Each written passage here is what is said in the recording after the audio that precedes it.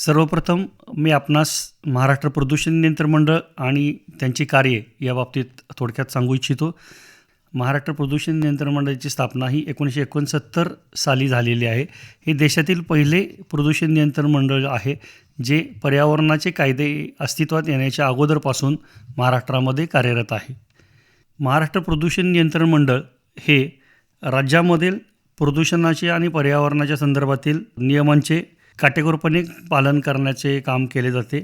या मंडळाची कार्य मुख्यत्वे पर्यावरणाचे नियोजन करणे आणि त्याची अंमलबजावणी करणे, केंद्र शासनाने जे कायदे प्रदूषणासंदर्भात बनवलेले आहेत त्यांची अंमलबजावणी राज्यांमध्ये करणे, सल्लागार म्हणून एक भूमिका आहे राज्य प्रदूषण नियंत्रण मंडळाची की राज्य शासनाला पर्यावरणविषयक सल्ला देणे, त्याचबरोबर पर्यावरणाचे देखरेख करणे, त्याचबरोबर नवीन जी काय मानकं असतील त्या मानकांची तयारी करणे आणि त्याची अंमलबजावणी करणे, त्याचबरोबर तांत्रिक बाबी ज्या आहेत पर्यावरण आणि प्रदूषण नियंत्रणाकरिता तांत्रिक बाबींचा सल्ला देणे, प्रदूषणाचे बाबतीत संशोधन आणि विकास करणे, सार्वजनिक जागरूकतासुद्धा आणायची आहे, पब्लिक अवेअरनेस जो म्हणतो आपण ज्याला, त्याचबरोबर उद्योगांना संमतीपत्र देणे, संमतीपत्र देत असताना त्या पर्यावरणविषयक अटी शर्ती व नियम यांचे पालन केले जाते किंवा नाही याची शहानिशा करणे, त्याची तपासणी करणे आणि त्याचे विश्लेषण करून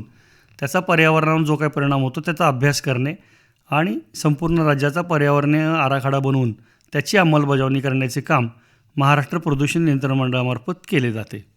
याच्यामध्ये पर्यावरणविषयक कायद्यांचे अंमलबजावणी करणे, प्रदूषण नियंत्रण व प्रतिबंध करणे, प्रदूषणाचे मोजमाप करणे, त्याच्या निकषाचे पालन करणे आणि राज्य शासनाला याबाबतीत सल्ला देणे ही महत्त्वाची कार्ये महाराष्ट्र प्रदूषण नियंत्रण मंडळामार्फत केले जातात. जे प्रदूषण आहे तर त्याचे मुख्यत्वे 3 प्रकार आहेत, ज्याच्यामध्ये जलप्रदूषण आहे म्हणजे पाण्याचे प्रदूषण आहे, दुसरं हवेचे प्रदूषण आहे आणि तिसरं आहे जमिनीचे प्रदूषण. हे मुख्यत्वे 3 प्रकारामध्ये याची विभागणी केली जाते. पाणी हे जीवनाचे मूळ आहे, परंतु आजही आपल्या देशातील बऱ्याच गावांमध्ये आणि शहरामध्ये पिण्याच्या पाण्याचा पुरवठा हा असुरक्षित आहे. केंद्रीय प्रदूषण नियंत्रण मंडळाने तपासणी केलेल्या अहवालानुसार भारतातील 351 नद्यांचे प्रवाह हे प्रदूषित आहेत.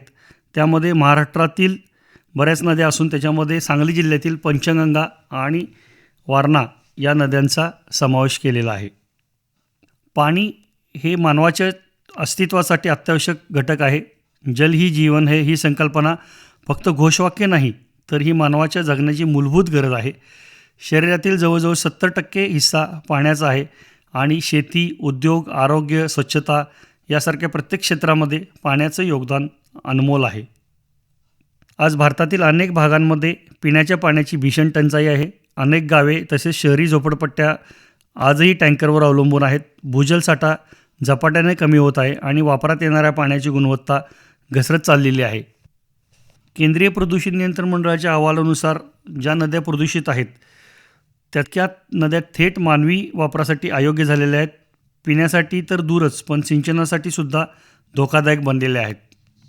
नदी प्रदूषणाकरिता वेगवेगळे घटक हे कारणीभूत असतात, ज्याच्यामध्ये शहरांचे वाढते सांडपाणी जे आहे ते प्रक्रिया न करता नदीमध्ये सोडले जाते, त्याचबरोबर कचऱ्याची विल्हेवाट लावण्याची व्यवस्था पुरेशी नसणे, औद्योगिक घटकांचे सांडपाणी नदीमध्ये मिसळणे, त्याचबरोबर पाणलोट क्षेत्रांचे अतिक्रमण आणि जंगलतोड यामुळे पावसाचे पाणी जमिनीमध्ये मुरत नाही, त्याचबरोबर बोरवेलमधून आणि विहिरीमधून पाणी उपसल्यामुळे भूजल पातळी कमी होणे या अशा बरेच समस्या आहेत.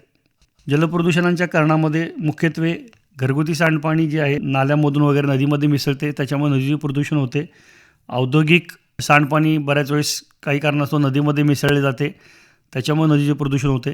शेतीसाठी वापरलेले रासायनिक खतं, कीटकनाशके हे जमीन आणि भूजल प्रदूषित करतात आणि जमिनीसाठी सिंचनासाठी जे पाणी वापरलं जातं त्या पाण्याद्वारे ही रासायनिक खते आणि कीटकनाशके नदीमध्ये मिसळून नदीचे प्रदूषण होते. त्याचबरोबर प्लास्टिक आणि इतर घनकचरा जो आहे त्याची योग्य प्रकारे विल्हेवाट न लावल्यामुळे नदीचे प्रदूषण वेळोवेळी आपणास पाहावयास मिळते. या सर्वाचा आपल्या आरोग्यावरती आणि जैवविविधतेवरती परिणाम होत असतो. आरोग्यावर परिणाम म्हणजे आपल्याला वेगवेगळ्या प्रकारचे आरोग्याच्या समस्या उद्भवू शकतात. डायरिया, टायफॉईड, स्किन इन्फेक्शनसारखे रोग आपणास होऊ शकतात. जैवविविधतेच्या ऱ्हासामध्ये मत्स्यसंपदेचे नुकसान होते, जलचरांचे नुकसान होत असते, पिण्याच्या पाण्याची आपल्याला कमतरता भासू शकते. असे वेगवेगळ्या प्रकारचे परिणाम या नदी प्रदूषणामुळे होत असतात. तर शहरांमधून आणि गावांमधून जे काही घरगुती सांडपाणी आपण निर्माण करतो, ज्याच्यामध्ये स्वयंपाकघरातून निर्माण होणारं सांडपाणी असेल, अंघोळीचं पाणी असेल, धुणी धुतल्याचं पाणी, शौचालयातलं पाणी, हे जे आहे ते प्रक्रियाकृत सांडपाणी नदीत मिसळल्यामुळे नदीचे प्रदूषण होते. या सांडपाण्यामध्ये साबण, डिटर्जंट, मानवी विष्ठा आणि जैविक घटक असतात, जे पाण्याचे जैविक प्रदूषण वाढवत असतात आणि त्याचा नदीच्या ऑक्सिजनच्या पातळीवरती परिणाम होतो आणि जलचर जीव जे आहेत नदीमध्ये ते संकटात येऊ शकतात. त्याचबरोबर औद्योगिक कचरा जो आहे आणि रासायनिक स्त्राव, अनेक कारखान्यांच्या आपल्या प्रक्रियेमधून निर्माण होणारे जे सांडपाणी आहे, विषारी द्रव्य पदार्थ आहेत, ज्याच्यामध्ये धातू, आम्ल पदार्थ, रंगद्रव्य आणि इतर रसायनयुक्त पाणी जे असतात ते बऱ्याच वेळेस अप्रक्रियाकृत किंवा प्रक्रिया केल्यानंतर नदीमध्ये सोडले जाते, नाल्यामध्ये सोडले जाते किंवा तलावामध्ये सोडले जाते. हे पाणी अत्यंत विषारी असते. ते जलचर जीव आणि वनस्पती आणि माणसांसाठी धोकादायक असते. त्याच्यामुळे नदीचे प्रदूषण हे मोठ्या प्रमाणात होत असते. कृषी क्षेत्रामध्ये पिकांची वाढ वाढवण्यासाठी मोठ्या प्रमाणावरती रासायनिक खतं, ज्याच्यामध्ये युरिया, DAP वापरले जातात आणि त्याचबरोबर कीटकनाशकं मोठ्या प्रमाणात वापरली जातात. पावसामुळे किंवा सिंचनानंतर हे रसायनं वाहून जाऊन जमिनीतून भूजल गर्भामध्ये मिसळतात. त्यामुळे भूजल आणि पृष्ठजल दोन्ही प्रदूषित होतात. प्लास्टिक आणि घनकचऱ्याची अयोग्य विल्हेवाट लावल्यामुळे शहरातील नाल्यामध्ये, रस्त्यावर आणि पाण्याजवळ फेकले जाणारे जे प्लास्टिक आहे, थर्माकोल असेल, बाटल्या असतील, कॅन असतील, खूप दिवस टिकून राहतात आणि पाण्याचा प्रवाह अडवतात. यामधून हानिकारक रसायने पाण्यामध्ये मिसळली जातात आणि त्यामुळे जलसंपत्तीवरती आणि जीवसृष्टीवरती परिणाम होतो. मानवी आरोग्यावर याच्यातून जे काही परिणाम होतात, पाण्यातून पसरणाऱ्या आजारांचा फैलाव होऊ शकतो, ज्याच्यामुळे दूषित पाण्यामुळे diarrhoea, typhoid, cholera, skin infection, कावीळ अशा गंभीर आजारांची लागण होते. लहान मुलांमध्ये मृत्यूदर वाढतो. विशेषतः ग्रामीण भागात सुरक्षित पिण्याचे पाणी न मिळाल्याने लहान मुलांमध्ये पाण्यामुळे होणारे आजार आणि मृत्यूदर मोठ्या प्रमाणावर आढळतो. दुसरं, जैवविविधतेवर जो काय परिणाम होतो, त्यामध्ये पाण्यातील ऑक्सिजनची मात्रा कमी झाल्याने पाण्यामध्ये असणारे मासे, कासव, बेडूक, जलवनस्पती यांचे अस्तित्व धोक्यात येते. अनेक वेळा जलाशयांमध्ये मृत मासे तरंगताना आढळतात. हे जलप्रदूषणाचे स्पष्ट चिन्ह आहे. पर्यावरणाचा नैसर्गिक समतोल त्याच्यामुळे ढासळतो. नदी, विहिरी, बोरवेल यातील पाणी न वापरण्यायोग्य बनते. यामुळे पिण्याच्या पाण्याचा तुटवडा निर्माण होतो आणि पाणी टंचाई जाणवते. लोकांना दूरपर्यंत जाऊन पाणी आणावे लागते आणि याचा आर्थिक आणि सामाजिक परिणाम हा होत असतो. आपण आता सांगली जिल्ह्याबद्दल जर बोलायचं झालं तर सांगली जिल्ह्यामध्ये कृष्णा, वारणा, येरळा, मानगंगा, मोरणा, अग्रणी अशा प्रमुख नद्या वाहतात. यापैकी कृष्णा व वारणा या बारमाही वाहणाऱ्या नद्या आहेत आणि त्यांच्या पाण्याचा उपयोग शेतीसाठी, पिण्यासाठी व औद्योगिक वापरासाठी तसेच सिंचनासाठी केला जातो. सांगली, मिरज, कुपवाड ही महानगरपालिका आणि त्याचबरोबर इतर 11 नगरपरिषदा आणि नगरपंचायती आहेत. तर ज्याच्यामधून जे सांडपाणी निर्माण होतं आहे त्याच्यावरती प्रक्रिया काय केली जाते, तर सांगली, मिरज आणि कुपवाड महानगरपालिका यांच्या पाण्याचा वापर हा प्रतिदिन 120 दशलक्ष घनलिटर प्रतिदिन आहे आणि त्याच्यातून 82 दशलक्ष लिटर प्रतिदिन इतके सांडपाणी निर्माण होते. तर त्यांच्याकडे सांडपाणी प्रक्रिया यंत्रणा अस्तित्वात आहे, ज्याच्यामध्ये हनुमाननगर येथे 23.5 दशलक्ष लिटर प्रतिदिन क्षमतेचा एक STP आहे. ऑक्सिडेशन पॉन्ड 27 MLD आणि 9 MLD इतक्या घन क्षमतेचे आहेत आणि उर्वरित जे सांडपाणी आहे ते विविध नाल्यांच्याद्वारे कृष्णा नदीमध्ये मिसळले जाते. त्याचबरोबर ज्या नगरपरिषदा आहेत, इस्लामपूर नगर परिषदेमधून 9.6 दशलक्ष लिटर प्रतिदिन सांडपाणी निर्माण होते. त्याच्यावरती प्रक्रिया करण्याकरता कोणतीही यंत्रणा नसल्यामुळे ते पाणी विविध नाल्यांद्वारे नदीमध्ये मिसळले जाते. त्याचबरोबर आष्टा नगर परिषद 3.2 दशलक्ष लिटर प्रतिदिन सांडपाणी निर्माण होते. विटा नगर परिषदमधून 4.10 दशलक्ष लिटर प्रतिदिन सांडपाणी निर्माण होते. तासगाव नगर परिषदेमधून 4.8 दशलक्ष लिटर प्रतिदिन इतके सांडपाणी निर्माण होते. जत नगर परिषदेमधून 2.52 दशलक्ष लिटर प्रतिदिन इतके घरगुती सांडपाणी निर्माण होते. पलूस नगर परिषद 1.3 दशलक्ष लिटर प्रतिदिन. खानापूर नगरपंचायत 0.5 दशलक्ष लिटर प्रतिदिन. कडेगाव नगरपंचायत 1.3, कवटेमंकाळ नगरपंचायत 1.2, शिराळा नगरपंचायत 0.77 आणि आटपाडी नगरपंचायत 1.3 दशलक्ष लिटर प्रतिदिन. म्हणजे सांगली जिल्ह्याचा जर आपण विचार केला तर साधारण 112.14 दशलक्ष लिटर प्रतिदिन इतके सांडपाणी निर्माण होते आणि त्यापैकी 52.64 दशलक्ष लिटर प्रतिदिन पाण्याच्या वरती प्रक्रिया केली जाते आणि उर्वरित जे काय सांडपाणी आहे साधारण 59.5 दशलक्ष लिटर प्रतिदिन इतके मोठ्या प्रमाणामध्ये सांडपाणी हे नदीमध्ये मिसळले जाते आणि त्याच्यामुळे नदीचे प्रदूषण होते. त्याचबरोबर जर आपण सांगली जिल्ह्यातील औद्योगिक आस्थापनांच्या बाबतीत जर विचार केला तर सांगलीमध्ये कृष्णा आणि वारणा नदीच्या खोऱ्यामध्ये एकूण 18 साखर कारखाने अस्तित्वात आहेत, 11 आसवणी प्रकल्प अस्तित्वात आहेत आणि त्याचबरोबर छोटे मोठे उद्योग कार्यरत आहेत, ज्याच्यामध्ये 6 औद्योगिक वसाहती कार्यरत आहेत, MIDC आहेत. या औद्योगिक क्षेत्रामधून निर्माण होणारे जे काय सांडपाणी आहे तर त्याच्यावरती प्रक्रिया करण्याकरिता उद्योगांना प्राथमिक, द्वितीय, तृतीय स्वरूपाची यंत्रणा आपण कंपल्सरी केलेली आहे. परंतु बऱ्याच वेळेस साखर कारखाने सुरू असताना त्याच्यातून औद्योगिक सांडपाणी प्रक्रियाकृत किंवा अप्रक्रिया पद्धतीने नदीमध्ये मिसळले जाते आणि त्याच्यापासून नदी प्रदूषण होत असते. सांगली जिल्ह्यामध्ये अंदाजे 4,273 एवढे उद्योग असून त्यापैकी 328 उद्योग हे लाल संवर्गातील म्हणजे प्रदूषणकारी उद्योग आहेत, 1140 हे नारंगी संवर्गातील उद्योग आहेत, तसेच 1123 हे हिरव्या संवर्गातील उद्योग आहेत आणि 1681 हे पांढऱ्या संवर्गातील उद्योग आहेत. या सर्व उद्योगांमधून अंदाजे 21.05 दशलक्ष लिटर प्रतिदिन इतके औद्योगिक सांडपाणी निर्माण होते. महाराष्ट्र प्रदूषण नियंत्रण मंडळ ज्यावेळेस उद्योगाला परवानगी देत असतं, संमतीपत्र प्रदान करते, त्यावेळेस त्यांच्या उद्योगामधून निर्माण होणारे सांडपाण्यावर कशाप्रकारे प्रक्रिया करायची आणि त्याचे काही निकष घालून ते संमतीपत्र त्यांना प्रदान केले जाते आणि त्याची वेळोवेळी तपासणी केली जाते महाराष्ट्र प्रदूषण नियंत्रण मंडळाकडून. कारखान्यांना अचानकपणे भेटी देऊन त्यांची प्रदूषण नियंत्रण यंत्रणा सुरू आहे किंवा नाही आणि त्यांनी मंडळाने दिलेल्या निकषाप्रमाणे त्यांचे प्रक्रियाकृत सांडपाणी निर्माण होते किंवा नाही याची तपासणी केली जाते. त्याचे वेळोवेळी सॅम्पल्स गोळा केले जातात आणि महाराष्ट्र प्रदूषण नियंत्रण मंडळाच्या लॅबोरेटरीमध्ये त्याची तपासणी केली जाते. त्याचबरोबर प्रक्रिया केलेले सांडपाणी जे आहे त्याचा जास्तीत जास्त पुनर्प्रक्रिया करण्यावरती भर दिला जातो आणि त्याच्यानंतरच मग उर्वरित सांडपाणी जे आहे ते कारखाना परिसरामध्ये बागबगीच्यासाठी वापरले जाते. जर एखादी औद्योगिक आस्थापना प्रदूषण नियंत्रण मंडळाच्या नियमांचे पालन करत नसतील तर त्याच्यावरती जलप्रदूषण प्रतिबंध व नियंत्रण कायदा 1974च्या कलम 33 नुसार कारवाई केली जाते. महाराष्ट्र प्रदूषण नियंत्रण मंडळामार्फत आपण राष्ट्रीय जलगुणवत्ता निरीक्षण कार्यक्रमच्या अंतर्गत कृष्णा आणि वारणा नदीच्या पाण्याची वेगवेगळ्या ठिकाणी दर महिन्याला गुणवत्ता तपासली जाते.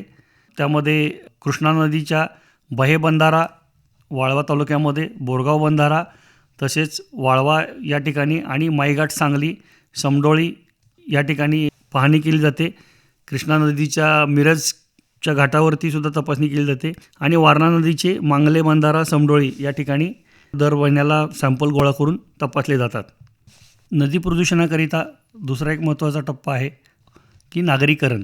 नदी आणि नागरीकरण. नदीच्या महत्तम पूररेषेमध्ये होणारी जी काही बेकायदा बांधकामे आहेत तसेच भराव टाकल्याने पुराचे पाणी हे नागरी वस्तीमध्ये येते, त्यामुळे अनेक समस्या निर्माण होतात. रोगराई, दळणवळण याबाबत समस्या उद्भवतात. जनजीवन विस्कळीत होऊन जीवित आणि वित्तहानी होण्याबरोबरच वेळेचा खोळंबा होतो. शहराचे विकास आराखडे तयार करताना नाले, ओढे, नदीची किमान पूररेषा व महत्तम पूररेषेची आखणी ही बंधनकारक आहे. मात्र अशा रेषेदरम्यान बांधकाम व भराव टाकण्याबाबतचे निर्बंध घातले गेलेले दिसत नाही आहेत. अशा जागेत अनेकदा अतिक्रमण झालेले दिसते. नागरीकरणाच्या वाढत्या वेगाबरोबरच भूमिगत सांडपाणी व मैला वाहिन्या, प्रक्रिया केंद्रे, कचरा प्रक्रिया केंद्रे आदीबाबत कायद्याने बंधनकारक असले तरी बऱ्याच याच्यामध्ये नगरपालिका आणि महानगरपालिकामध्ये ते कार्यान्वित असलेली दिसत नाही आहेत. शहरामधील तरंगती लोकसंख्या आणि लोकांची जीवनशैली अशा सामूहिक सुविधांचे व्यवस्थापन कोलमडून टाकताना दिसत आहे. नागरिकीकरणाच्या वेगाबरोबर प्रदूषण रोखणाऱ्या सुविधा प्रक्रियांची व्यवस्था अद्ययावत राखणे गरजेचे आहे. आता आपण नदी आणि त्याच्या प्रदूषणासंदर्भात थोडक्यात माहिती घेऊ. नदीची नैसर्गिक स्थिती बदलते तेव्हा तिचे प्रदूषण झाले असे आपण म्हणतो. पाण्याला रंग, वास, चव नसते, ते पारदर्शक असते, उताराकडे वाहते, वाफ होते, गोठते, क्षारांमुळे पाणी जड होते, पाण्यावर तेल व हलके पदार्थ तरंगतात. पाण्यामध्ये मृत सजीवांचे अवशेष कुजतात. असे पदार्थ कुजल्यानंतर पाण्याला वास येतो. पाण्याला सूक्ष्मजीव व इतर प्राणी वनस्पती वाढतात. असे काही ठळक गुणधर्म विचारात घेतले तर पाण्याची नैसर्गिक स्थिती बदलली आहे का हे ठरवणे सहज शक्य होते. निसर्गातील पालापाचोळा कुजणे, वाहने, सजीवांचे मलमूत्र पाण्यात सोडणे, माती मिसळणे, वनस्पती मृत होणे या घटना घडत असतातच. मात्र निसर्गाने जितके पाणी आहे त्या प्रमाणात त्या ठिकाणी किती घटक मिसळतील आणि ते निसर्गतः सामावून घेऊन मूळ स्थिती कायम होईल हे सांभाळले आहे. असा बदल ठराविक वेळात करण्याची क्षमता नदीकडे आहेच. मात्र त्यापेक्षा जास्त आणि वेगळा आकस्मिक झालेला बदल हा नदीचे मूळ अस्तित्व बदलून टाकतो. नदीच्या पाणलोट क्षेत्रामधून नागरी मैला, सांडपाणी, कचरा, औद्योगिक सांडपाणी, वैद्यकीय व्यवसायातील टाकाऊ पदार्थ, सांडपाणी, कचरा, हॉटेल, फेरीवाले व इतर व्यवसायातून निर्माण होणारा घनद्रव कचरा, जनावरांचे मलमूत्र, धार्मिक कारणामुळे मूर्ती, निर्माल्य, नैवेद्य अशा बाबी, मृतदेहांची रक्षा व नैवेद्य, कत्तलखान्यातून तयार होणारा घन व द्रव कचरा, सर्व्हिस स्टेशन व वाहने धुतल्यामुळे बाहेर पडणारा घन व द्रव कचरा, शेतीमध्ये वापरली जाणारी रासायनिक खते, कीटकनाशके, तणनाशके, बुरशीनाशके यांच्या वापरानंतर जमिनीमधून बाहेर पडणारे पाणी, कुजलेल्या कचऱ्यातून बाहेर पडणारा द्रव, धूळ, राख अशा बाबी प्रत्यक्ष वा अप्रत्यक्षरित्या नदीच्या प्रदूषणास कारणीभूत ठरतात. प्रत्यक्षात म्हणजे थेट नदीत मिसळणे होय. अप्रत्यक्ष म्हणजे पाणलोट क्षेत्रात प्रदूषणास कारणीभूत घटक हे प्रक्रियेशिवाय जमिनीवर व नाले ओढ्यात पडून राहिले असतील आणि अवकाळी वा नियमित पावसाळ्यात ते नदीमध्ये जाऊन मिसळले तर नदीचे प्रदूषण होते. प्रदूषणाची काही कारणे त्यांचे ठिकाण नेमकेपणाने दर्शवितात. मात्र अनेक कारणे प्रदूषण होणारे ठिकाण दर्शवित नाहीत. जी कारणे प्रदूषणाचे ठिकाण दर्शवित नाहीत त्यावर प्रक्रिया करणे व नियंत्रण ठेवणे सहज शक्य होत नाही. प्रदूषणाची नेमकी ठिकाणे, कारणे, प्रमाण, दर्जा, तीव्रता शास्त्रीय पद्धतीने मोजली तर त्यावर योग्य ती प्रक्रिया करावी आणि प्रक्रियेनंतर विल्हेवाट व पुनर्रोपण कसा करावा हे निश्चितपणे ठरविले जाऊ शकते. आता आपण थोडक्यात नदी प्रदूषण आणि त्या संदर्भातील कायद्यांच्या बाबत माहिती घेऊया.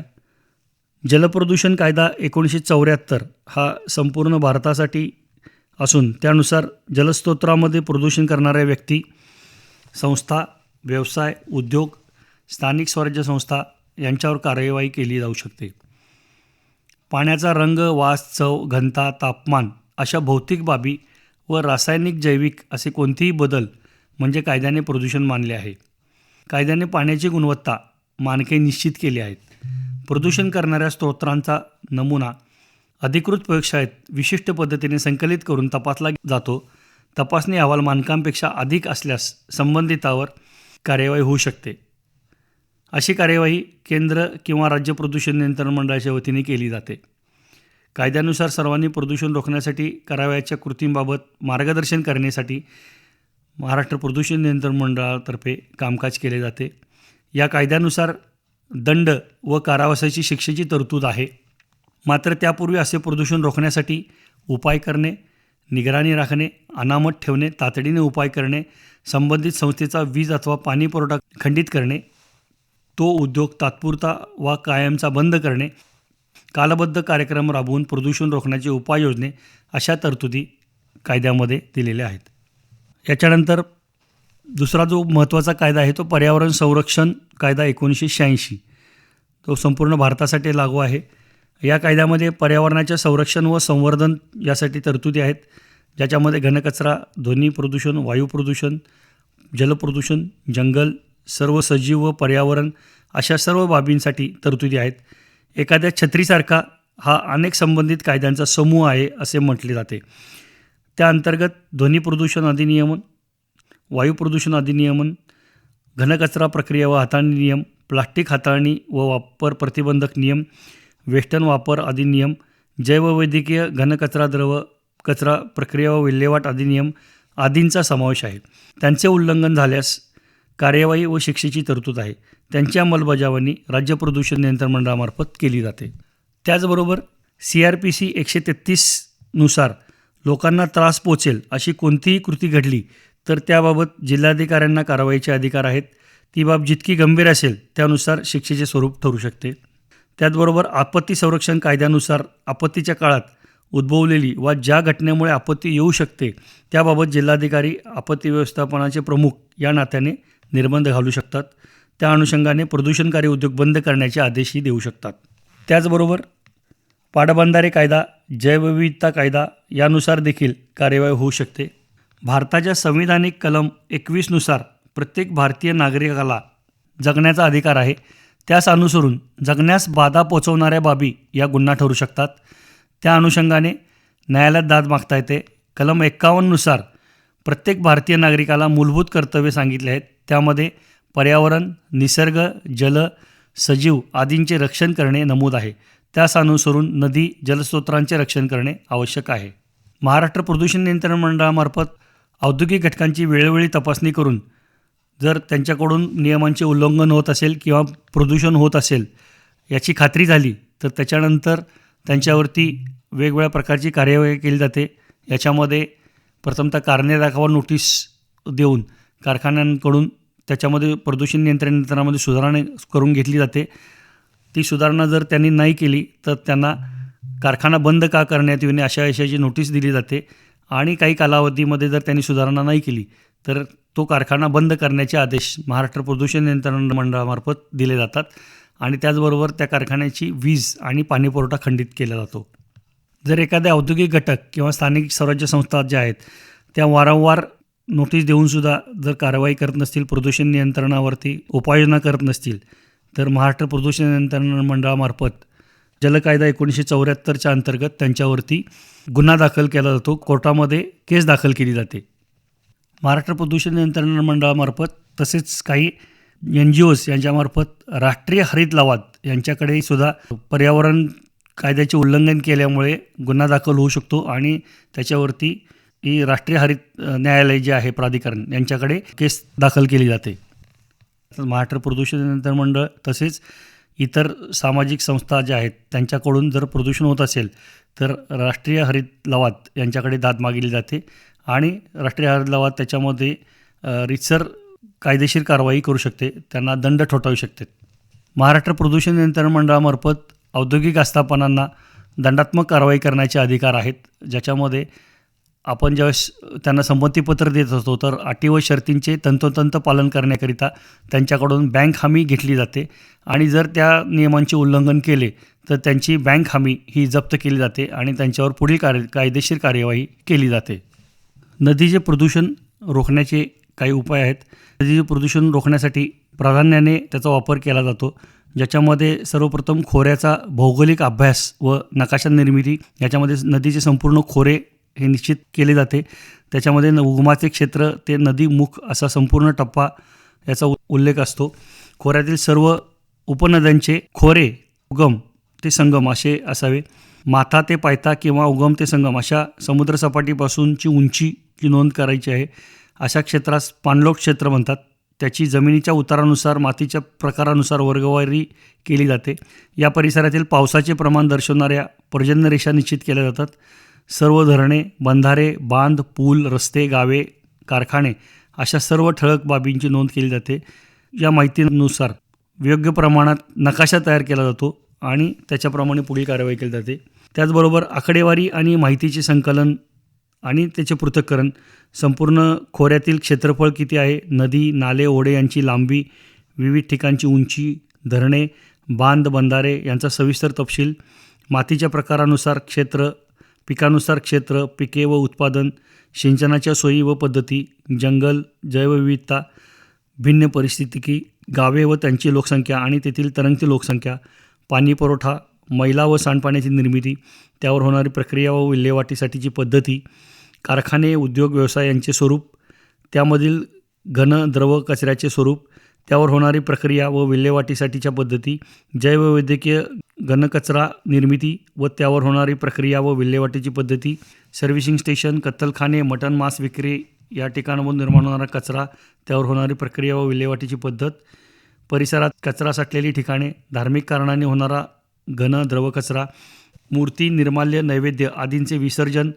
मृतदेहाचे राख, नैवेद्य आदीचे विसर्जन, जनावरे, वाहने, कपडे धुणे, आंघोळ करणे त्यांचे प्रमाण, नदीकाठची माती काढणे झाडे तोडण्याचे प्रमाण, वाळू उपसा, खोऱ्यातील इतर खाणकाम आणि त्यांचे परिणाम, पर्यटन, यात्रा, उत्सव यामुळे होणारे प्रदूषण आणि याशिवाय नदीच्या प्रदूषणास कारणीभूत असणारे घटक याची अद्ययावत माहिती संकलित करावी. अशा पद्धतीने सोप्या रीतीने वर्गीकरण करून मांडणी केली, त्यामुळे परस्परावर परिणाम करणारे घटक हे स्पष्ट होऊ शकतात.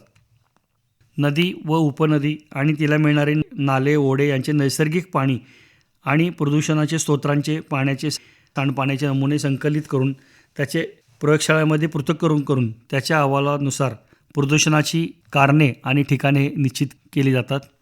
प्रदूषणाची कारणे आणि ठिकाणे निश्चित झाल्यानंतर त्याची जबाबदारी संबंधित कारखाना, उद्योग, व्यवसाय किंवा स्थानिक स्वराज्य संस्था व अनुशंसिक घटक यांच्यावरती केली जाते. कायदा व प्रदूषण नियंत्रण मंडळाने निश्चित केलेल्या व मान्यता दिलेल्या तंत्राची सध्याची क्षमता, गरज आणि भविष्यातील गरज लक्षात घेऊन निवड केली जाते. अशी तंत्रे निवडताना ती आधुनिक, दैनंदिन खर्च व ऊर्जेचा कमीत कमी वापर, देखभालीस सोयीची, दीर्घकालीन, योग्य जागेत असावीत याकडे कटाक्षाने लक्ष दिले जाते. याच्यामध्ये आपण सर्वात शेवटी बघणार आहोत की नागरिकांची याबाबत काय जबाबदारी आहे. गेली अनेक वर्षे पाऊस कधी, कोठे, किती पडतो यावरून त्या भागातील पर्जन्यमान नोंदवले गेलेले आहे. त्यानुसार नकाशावर पर्जन्यरेषा आखल्या गेलेल्या आहेत. आपल्या पूर्वजांनी आपल्या अनुभवातून सूर्य, चंद्राची आणि ताऱ्यांची स्थिती आणि पाऊस, त्याचा वेग, काळ यावरूनही काही ठोकताळे नोंदवले आहेत. मात्र आज अवकाशीय उपग्रहाद्वारे त्याचा नेमकेपणाने अंदाज वर्तवला जातो. वातावरणातील बदलांमुळे अलीकडे सर्वच ठिकाणी पावसाचा अनियमितपणा जाणवू लागला आहे. त्यामुळे आजवर पडणाऱ्या पावसाच्या प्रमाणात बदल झाले आहेत. अतिपाऊस किंवा यापूर्वीच्या पावसाच्या प्रमाणापेक्षा कमी पाऊस ही अवर्षणाची कारणे ठरतात. पृथ्वीच्या पृष्ठभागावरील पाण्याची जेवढी वाफ होते तेवढे पाणी पावसाच्या रूपाने पुन्हा मिळते. ते पडताना बर्फाच्छादित भागात पडले तर गोठते, समुद्रात पडले तर खारे होते आणि जमिनीवर पडणारे तेवढे पाणी गोडे असते. समुद्रात किंवा बर्फावर पडणाऱ्या पाण्याचा उपयोग होत नाही असे नाही, परंतु पृथ्वीच्या सर्व सजीवांसाठी हे पाणी आवश्यक ठरते. ते जमिनीवर, पाण्यात, हवेत कोठे असले तरी त्यांना पाणी लागतेच. मात्र सर्व सजीवांचा विचार करता मानव हा एकमेव प्राणी पाण्याचा अतिरिक्त वापर, गैरवापर, साठवणूक करताना दिसतो. त्याच्याखेरीज इतर कोणीही असे वागताना पाहायला मिळत नाही. जंगली जनावरांची धरणे बांधली, विहिरी खोदली, पाणी साठवले असे दिसत नाही. ते जिथे आपण जन्माला आलो त्या परिसराशी प्रामाणिक राहून आपले वर्तन करताना दिसतात. इतरांच्या वाट्याचे पाणी आपण नेत नाहीत, वापरत नाहीत. अतिरिक्त वापर, गैरवापर तर करतच नाहीत. त्यांच्या वापरामुळे मानवाला कधी त्रास होत नाही. मात्र मानवाच्या पाणी वापरामुळे मानवासह सर्व सजीवांना त्रास होतो, धोका उद्भवतो, अगदी मृत्यूसुद्धा ओढवतो. पाणी व पर्यावरणाच्या संरक्षणामध्ये प्रत्येक नागरिकाची महत्त्वाची भूमिका असते.